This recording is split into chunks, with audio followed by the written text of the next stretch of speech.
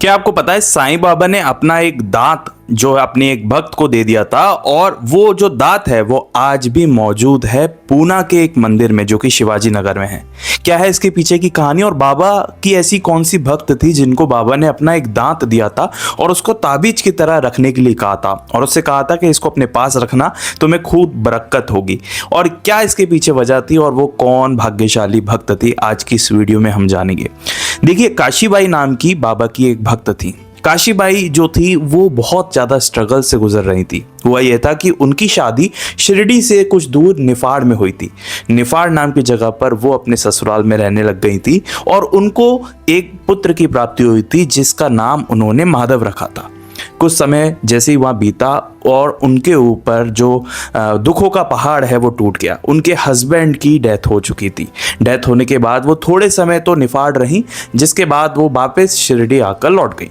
शिरडी वापस आने के बाद अपने पिताजी के यहाँ पर वो रहने लगी, और छोटा सा बालक माधव भी उनके साथ रहा करता था। गरीबी बहुत ज़्यादा थी, हालत घर की सही नहीं थी, तो अपने पेरेंट्स को सपोर्ट करने के लिए और उनको सहारा देने के लिए काशीबाई अपने बच्चे को अकेले पालने लगी। अपने बच्चे के लिए खेतों में काम करने जाना, दिन भर अलग अलग तरह की मजदूरी करना। वहीं जो उनका लड़का माधव था वो धीरे धीरे शिरडी में बड़ा होने लगा, और ये तब की बात है जब बाबा द्वारका माई में निवास करते थे। वो बालक द्वारका माई में खेलते कूदते बड़ा हुआ, छोटे मोटे काम कर दिया करता था। जब काशीबाई लौट कर आती तो वो देखती थी कि बाबा रोज उस बच्चे को 1 रुपया दिया करते थे, जिसके बाद काशीबाई प्रसन्न होती थी। लेकिन धीरे धीरे ये सिलसिला बढ़ता गया। एक बार जब वो लौट कर आई तो वो देखती है कि बाबा बाकी लोगों को तो कभी किसी को 15, किसी को 25, किसी को 50 रुपए देते हैं, लेकिन उनके पुत्र को बहुत कम संख्या में पैसे देते हैं।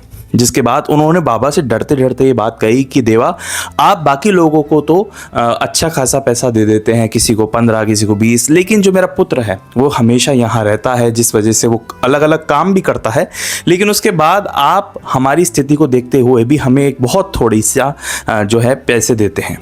उसके बाद बाबा मुस्कुराने लगे, और बाबा कहते हैं काशीबाई से कि काशीबाई, मैं तुम्हारे पुत्र को जो दान देता हूँ वो हमेशा देता रहूँगा, और बाकी लोगों को जिनको तुम्हें दिखता है मैं जो भी उनको दान देता हूँ, भले तुम्हारे पुत्र से ज़्यादा होता है, लेकिन मैं उन्हें हमेशा नहीं दूंगा।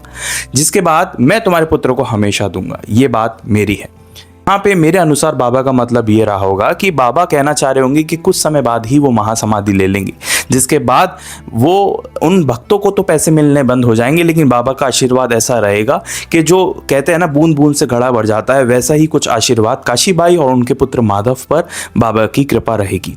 ये कहने के बाद बाबा ने क्या किया, कुछ समय पहले ही बाबा का जो दांत है वो हिलने लग गया था, और ये बातचीत चल ही रही थी जब वो दांत बाबा ने अपने हाथ से निकाल लिया, और उस दांत को एक कपड़े में बांधकर उस पर उदी लगाकर काशीबाई के हाथ में सौंप दिया, और उनसे कहा कि इसको हमेशा अपने पास रखना ताबीज के तौर पर, और ये तुम्हें हमेशा बरकत देगा। और ये एक ऐतिहासिक क्षण था कि बाबा ने पहली बार ऐसा कुछ किया। वैसे बाबा कभी भी ताबीज वगैरह ऐसी चीजें नहीं दिया करते थे, उदी जरूर दिया करते थे, लेकिन उस समय तमाम जो भक्त थे वो भी हैरान थे कि बाबा ने अपना एक दांत दिया है, इसके पीछे कोई गहरी वजह रही होगी।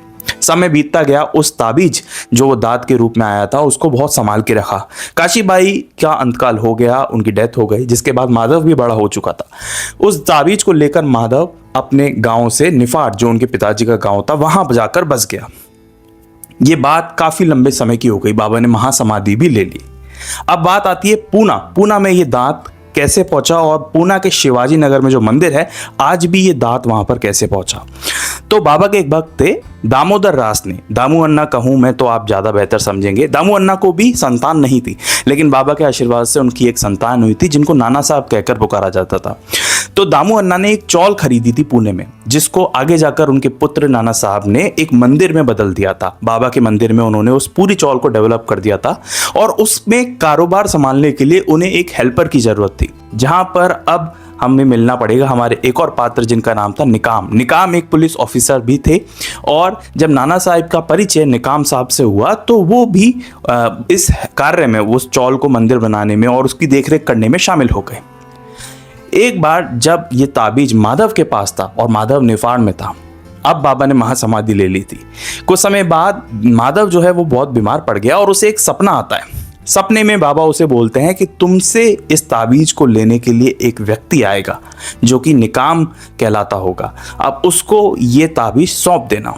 वहीं दूसरी तरफ निकाम, जो कि दामोदर रासने और उनके पुत्र नाना साहेब की मदद कर रहे थे उस मंदिर के निर्माण में, उनको भी एक सपना आता है और उस सपने में बाबा उनसे कहते हैं कि तुम यहाँ से कुछ दूर पर निफाड़ जाओ, वहाँ पर तुम्हें माधव मिलेगा जिसके पास एक ताबीज होगा, वो लेकर यहाँ पर आओ, वो मेरा दात है और उसकी स्थापना इस मंदिर में कर दो।